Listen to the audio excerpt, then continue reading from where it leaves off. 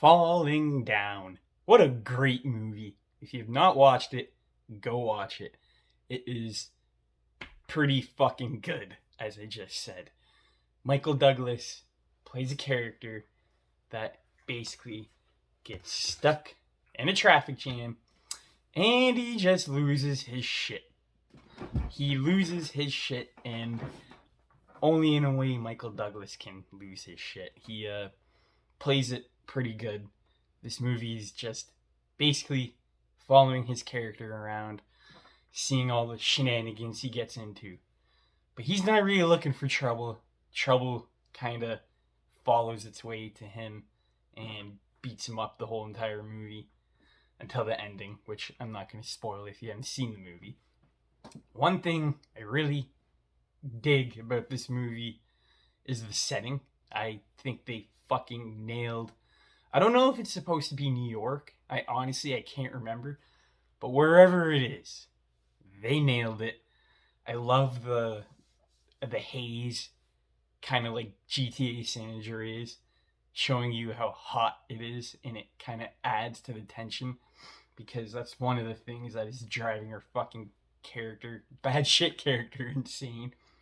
He does a lot of crazy stuff, but it is pretty.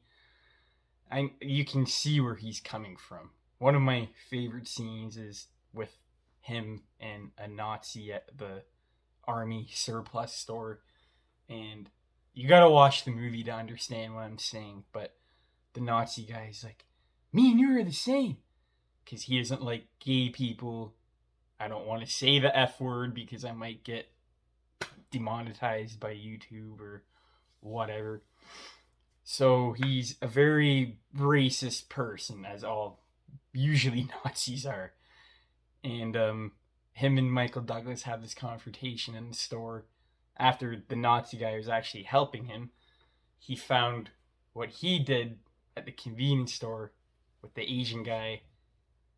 He thought that was a good role model-esque role. And he's like, yeah, we're basically the same.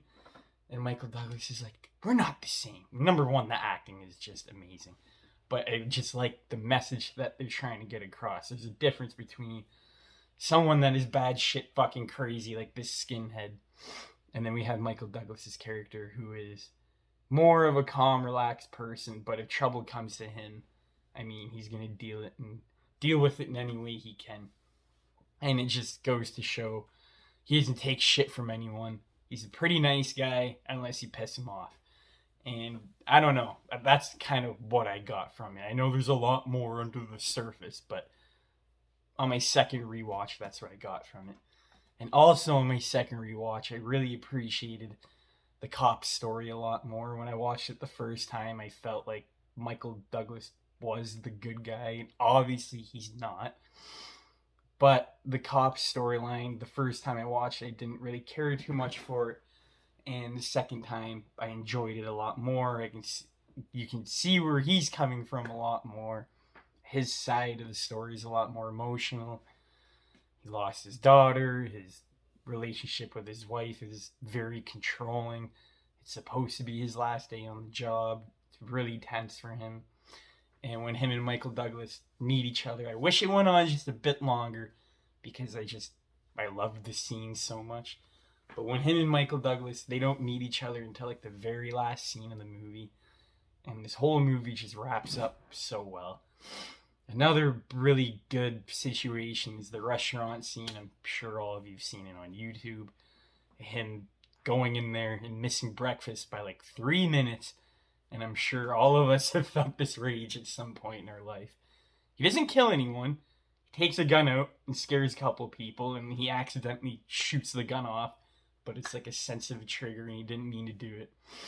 But him walking in there, trying to prove a point, trying to get his breakfast, the manager saying no, the girl behind the counter saying no, and then he turns around, and there's breakfast sitting right behind them. And it's just the thought of it. I don't know. It is kind of a selfish thing to do, but I mean, I wouldn't really blame the guy. I mean, I wouldn't whip out a gun in a fucking McDonald's, but I would be kind of upset if I'm only 3 minutes late and you have a bunch of breakfast behind you. Yeah, that would piss me off. Another scene when he goes to the golf course and he gives an old man a heart attack because he's walking on the golf course and he says, I'm just passing through. I'm not looking for any trouble. And the old guy's like, get the fuck off my golf course. Hits the golf ball, almost hits Michael Douglas in the face. And he's like, really? He's like, I was just passing through here. Like I said, I wasn't looking for any trouble. So, to scare the old guy off, to get back at him, he shoots the golf cart. And the golf cart goes into the water. Well, this old guy has a fucking heart attack, basically. And the medication to save him is in the golf cart. And he's like, well, you're going to die wearing that stupid little hat. And he just walks away. But at the same time, he wasn't looking for any trouble. He was looking to just pass through. And another moment in that scene I really like is him saying, you have all these acres and acres of land, and it's just you. And you could have families here having picnics and, you know, turn this into a park, do something with all this land. But no, you just use it for your stupid fucking golf course so you can drive your stupid fucking golf carts. And it is so true. There's so many people out there, I'm not saying they don't deserve it with all the money they have, but they could do a lot more with their property and, I mean, just make it more valuable instead of a stupid golf course. I don't know. That's what I took from it. This movie, I kind of do want to rewatch because there is a lot of messages under the surface.